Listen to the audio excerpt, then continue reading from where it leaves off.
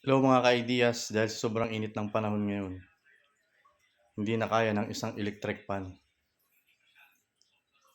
Kung mag-aircon naman tayo, mas mahal sa kuryente.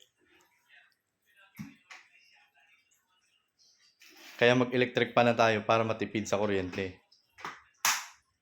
Yan, isipin na lang natin guys, umaandar yung mga electric fan na yan para hindi natin maramdaman yung init. Kasi nga, kailangan natin magtipid sa kuryente guys. Ayan. Lamig. Kailangan natin magtipid sa kuryente guys. Kaya isipin natin yan, umaandar yan lahat. Oo, di ba guys? Nakatipid na tayo sa kuryente.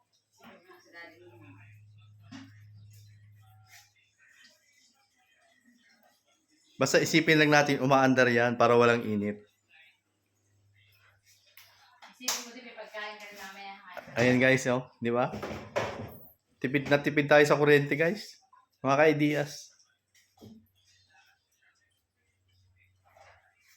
Pero ang isipin natin, umaandar yan para walang init. Malamig ang panahon.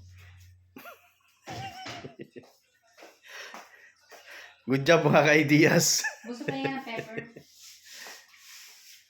How much? Hindi na nga kaya ng isang electric fan guys. Dalawa lang. Mga ka-ideas, hindi na kaya ng isang electric fan. Where? Yung pepper na powder. Pero mas matipid sa kuryente ito guys kaysa sa aircon.